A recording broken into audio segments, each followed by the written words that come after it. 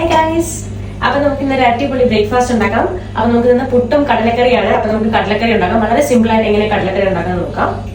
അപ്പോൾ ഒരു 3-4 വെളുത്തുള്ളി ഇട്ടിട്ടുണ്ട് മുഴുവനെ. പിന്നെ നമ്മൾ 2-3 ചെറിയ ഉള്ളി ഇട്ടിട്ടുണ്ട്. ഒരു ഹാഫ് ക്യാരറ്റ് ഇട്ടിട്ടുണ്ട്. പിന്നെ ഒരു പച്ചമുളകും പിന്നെ കുറച്ച് ആവശ്യത്തിനുള്ള ഉപ്പും ഇട്ട് കറിവേപ്പിലയിട്ട് നമുക്കിത് വേവിക്കാൻ വെക്കാം. അപ്പോൾ അത് അവിടെ ഇരുന്ന് റെഡി ആവട്ടെ.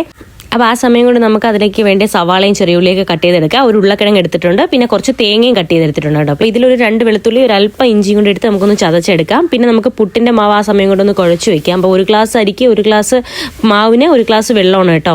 ഇത് ഞാൻ ഡബിൾ ഹോട്ട്സിൻ്റെയാണ് എടുത്തിരിക്കുന്നത്. അപ്പോൾ അത് കലക്കി വെച്ച് കഴിഞ്ഞാൽ 15 മിനിറ്റ്സ് കഴിയുമ്പോൾ നമുക്ക് പുട്ടുണ്ടാക്കാം. അപ്പോൾ അതിൽ എഴുതിയിട്ടുണ്ട് കേട്ടോ ഒരു സ്വർണ്ണക്കോയിലുണ്ടെന്ന്. അപ്പോൾ ഞാൻ വെറുതെ ബാക്കി പാക്കറ്റ് പൊട്ടിച്ചിട്ടൊന്ന് നോക്കിയതാണ് ഇനി വല്ലതും ഉണ്ടെങ്കിലോ. അപ്പോൾ ഇനിയിപ്പോൾ അതിൽ വെള്ളം ഒഴിച്ച് ഞാൻ അടച്ചു വെച്ചിട്ടുണ്ട്. അപ്പോൾ അതവിടെ ഇരിക്കട്ടെ. അപ്പോൾ ആ സമയം കൊണ്ട് നമുക്ക് മസാല തയ്യാറാക്കാം. അപ്പോൾ പാനിലേക്ക് നമുക്ക് എണ്ണ ഒഴിച്ചിട്ട് കുറച്ച് നെയ്യ് ഒഴിച്ചു കൊടുക്കാം. 1 ടീസ്പൂൺ നെയ്യ് ഒഴിച്ചു കൊടുക്കാം. പിന്നെ അതിലേക്ക് ജീരകം ഇട്ട് പെരിഞ്ജീരകമാണ് ഇടുന്നത്. കടുകിട്ട് വറ്റൽമുളകും 2 ഏലക്കയും 1 പട്ടയും 1 ഗ്രാമ്പും ഇട്ട് കുറച്ച് ബേ ലീഫും ഇട്ട് നമ്മുടെ വറ്റൽമുളകും ഇട്ടതിന് ശേഷം കുറച്ച് കറിവേപ്പില ഇട്ട് കൊടുക്കാം. പിന്നെ നമ്മൾ ചതച്ച് വെച്ചിരിക്കുന്ന വെളുത്തുള്ളി ഇഞ്ചി ഇട്ട് അതിലേക്ക് ഇത് വെച്ചിരിക്കുന്ന നമ്മുടെ തേങ്ങയും കൂടി ഇട്ട് കൊടുക്കാം. പിന്നെ അത് ബ്രൗൺ ആയി വരുമ്പോൾ നമ്മുടെ സവാളയും ഉരുളക്കിഴങ്ങും കൂടെ ഇട്ട് നമുക്കിത് അടച്ചു വെക്കാം. ചെറിയൊരു കയ്യബദ്ധം പറ്റിയത് കേട്ടോ. ഞാൻ വെള്ളം മാത്രം ഒഴിച്ച് വെച്ചിട്ടുണ്ടായിരുന്നു. പുട്ടിൽ പഞ്ചസാര ഉപ്പ് ഒന്നും ഇട്ടിട്ടില്ല. അപ്പോൾ നമ്മൾ മാവ് കുഴക്കുന്ന സമയത്ത് ഒരല്പം പഞ്ചസാരയും കൂടി ഇട്ട് കൊടുക്കണം കേട്ടോ. അപ്പോൾ പുട്ടിൻ്റെ പ്രത്യേക ടേസ്റ്റ് വരും കേട്ടോ. എനിക്കറിയില്ല ഇവിടെ എങ്ങനെ ബ്രേക്ക്ഫാസ്റ്റ് ഉണ്ടാക്കാറില്ല. മിക്ക ദിവസവും ഇവിടെ ദോശ മാത്രമായിരിക്കും. അപ്പോൾ പിന്നെ എന്നും നിങ്ങൾ ബ്രേക്ക്ഫാസ്റ്റ് കഴിക്കാറില്ല.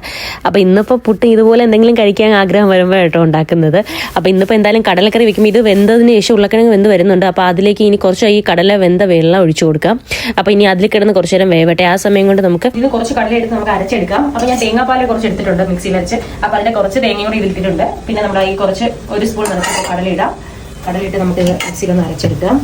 അപ്പോൾ ഇതിലേക്ക് മസാല ഇട്ട് കൊടുക്കാം. മഞ്ഞൾപ്പൊടി ഇടുന്നുണ്ട്, ഗരം മസാല ഇടണം, പിന്നെ മല്ലിപ്പൊടി ഇടുന്നുണ്ട്. 1 സ്പൂൺ മല്ലിപ്പൊടിയും 2 സ്പൂൺ മുളക് പൊടിയാണ് ഇടുന്നത്. 1 ടീസ്പൂൺ കാശ്മീരി ചില്ലി, 1 ടീസ്പൂൺ സാധാ മുളക് പൊടി ഇട്ടിട്ട് നമ്മുടെ ഈ വേവിച്ച് വെച്ചിരിക്കുന്ന കടല ഇതിലേക്ക് ഇടാം. പിന്നെ നമ്മൾ അരച്ച് വെച്ചിരിക്കുന്ന കടല ചേർത്ത് കൊടുക്കാം. പിന്നെ അതിലേക്ക് കുറച്ച് വെള്ളം കൂടെ ഒഴിക്കുന്നുണ്ട് ആ മിക്സി ജാറിൽ. പിന്നെ നമ്മുടെ തേങ്ങാപ്പാല എടുത്തിരിക്കും, നല്ല കട്ടിക്ക് തേങ്ങാപ്പാൽ എടുത്തിട്ടുണ്ട്. ലാസ്റ്റായിട്ട് ടോപ്പിൽ ഒരു അല്പം ഗരം മസാലയും കറിവേപ്പിലയും പിന്നെ പച്ച വെളിച്ചെണ്ണയും കൂടെ ഒഴിച്ച് നമുക്ക് ഫ്ലെയിം ഓഫ് ചെയ്യാം. അപ്പം നമ്മുടെ കടലക്കറി ഇവിടെ റെഡിയാണ്. അപ്പോൾ ആ സമയം കൊണ്ട് നമ്മുടെ പുട്ടും റെഡി ആയിട്ടുണ്ട്. നല്ല ആവി പുറക്കുന്ന പുട്ട് ഇതാ ഇവിടെ റെഡിയാണ്. അപ്പൊ കണ്ടോ. അപ്പൊ നമുക്ക് ഇനിയിപ്പോ പുട്ടും കടലക്കറിയും പപ്പടവുമായിട്ട് കഴിക്കാം.